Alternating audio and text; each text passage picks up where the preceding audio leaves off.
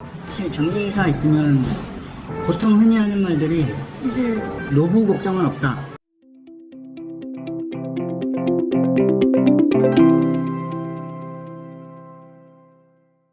그러면 이제 실기시험으로 넘어가 볼게요. 많은 분들이 실기시험 되게 어려워하잖아요. 그렇죠. 이게 실기시험 준비 기간은 어느 정도 걸렸죠? 다시 말씀드릴게요. 필기시험 공부할 때 실기도 같이 준비하셨나요? 안 했죠? 했죠. 필기시험 끝나고? 네. 한 단계씩 했죠. 그러면 필기시험 끝난 후부터 실기시험을 준비하셨을 건데 얼마나 걸리셨죠? 그것도 제대로 된 준비 기간만 따지면 합격까지 네. 6개월 정도 된 것 같아요. 1, 2일차 합해서. 네. 필기시험이랑 그래도 거의 시간은 동일하게 걸렸네요. 동일하게 걸렸는데 공부량은 이제 그때는 졸업을 하고 나서였으니까 훨씬 많이 할 수 있었다. 네, 공부의 100%를 다 쏟을 수 있었죠. 실기시험 독학으로 하셨나요? 실기시험도 독학으로 했어요. 처음에는 인터넷 강의를 들어보려고 신청을 했는데 뭐 선생님이 얘기를 해도 저는 사실 무슨 말인지도 잘 모르겠고 그럴 수 있죠. 이 선생님 따라 또 다르니까 근데 저한테는 안 맞는다고 생각을 했어요. 그래서 그냥 이럴 바에 그냥 독학을 하자 이래서 그때부터 혼자 정보를 뒤졌죠. 전기이사 뭐 커뮤니티는 뭐 전기박사 뭐 이것저것 많으니까 거기서 기출문제 다운받고 그러면은 그러니까 독학인데 주변 카페나 인터넷 뭐 이런 거 통해서 정보를 약간 수집하면서 독학을 하시는 거죠. 그러면은 실기 공부 방법 그리고 좀 약간 본인이 생각하는 노하우나 팁 같은 게 있으면은 이게 항상 다들 아시겠지만 공부를 하다 보면 자신이 있는 과목이나 파트가 있어요.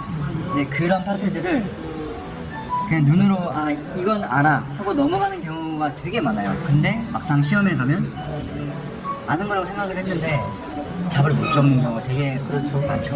그래서 저는 그런 부분을 최소화하려고 너무 기본적인 부분들은 너무 당연히 이제 그냥 눈으로만 보고 넘어가도 뭐 무방하겠지만 저 같은 경우는 전기이사 실기는 10개년을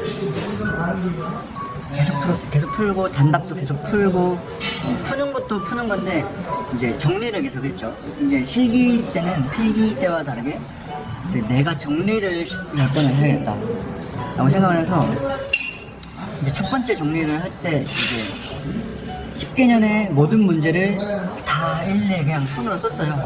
저는 약간 미련하게 공부해야 오래 남는 스타일인 것 같아서 문제를 노트에 적으셨다고요? 문제의 키워드 문제의 키워드를 쓰고 그거에 대한 답변을 그냥 따라 썼어요. 최대한 따라 쓰고 이해하려고 노력하면서 따라 썼어요. 그리고 이제 그렇게 정리를 한 3번 정도 하다가 4번째 정도부터 이제 내가 기억을 하려고 했죠. 이 키워드 변압기에 대해서 뭐 설명을 하라 이런 식으로 문제가 나온다면 이 변압기는 어떤 거고 이거를 이제 다 외우려고 했죠. 머릿속에 집어넣으려고 그렇게 또 3번을 했어요.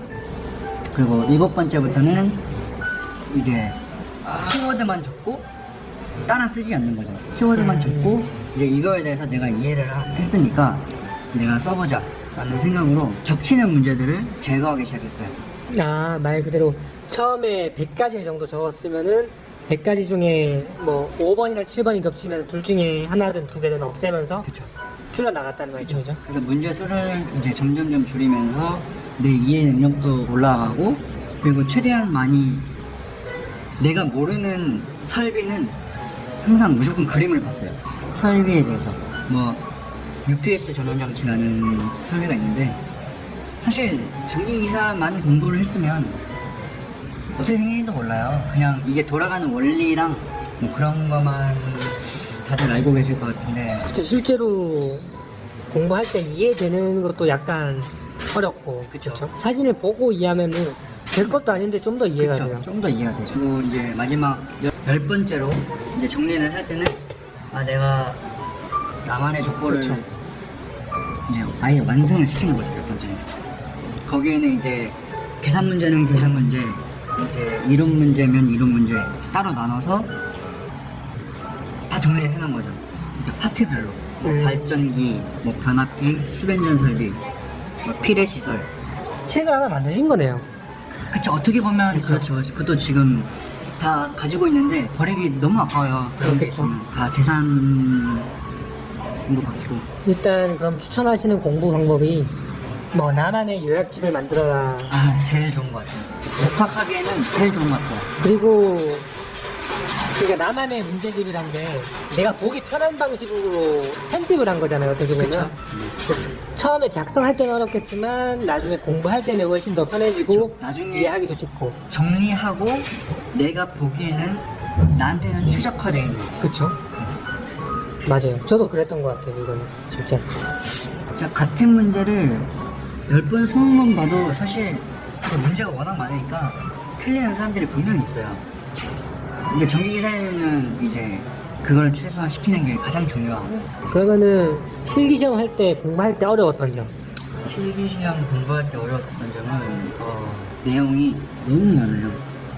이게 실기시험도 아까 필기에서 말씀드렸던 그 5과목, 6과목을 다 공부를 해야 되니까 플러스 요즘은 이제 감리라고 그렇죠. 감리 파트가 추가가 됐어요. 또 모르시는 분들을 위해서 감리가 뭔지 그냥 간단하게만 말씀드리면은 이 공사가 제대로 됐는지 확인하는 걸 감리라고 보통 말하죠. 간단하게 말하면은. 네, 근데 그거를 과목에도 있어요? 과목은 없어요. 근데 감리 파트가 시험 문제에 나온 거예요. 아, 그래서 사람들이 이제 감리를 공부하기 시작을 했죠. 사람들 지금도 아마 나오고 있을 거예요. 아 근데 그러니까 과목에 없는데 나왔다. 그쵸.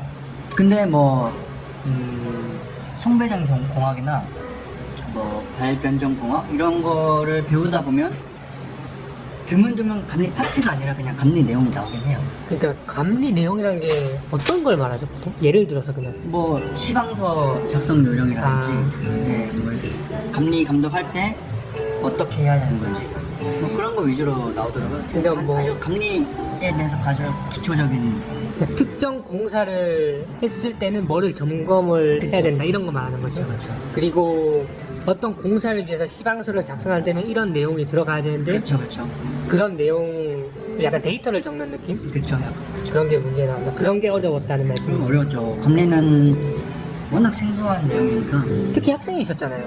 그때는. 그때는 이제 학생이라기보다는 백수였죠. 뭐 그렇죠. 네. 그러니까 실무를 경험하지 않은 상태. 그치, 실물을 경험하지 않는 거죠. 실무 경험하면은 훨씬 그래도 훨씬 공부하는데 낫죠. 그렇죠. 저는 일부러 그래서 약간 팁이라고 하면 사실 전기기사랑 큰 관련이 없을 수는 있는데 저는 그 코엑스에서 매년 한전이랑 그 전기기술인 협회에서 주관하는 그 전기전력 박람회가 있어요. 네.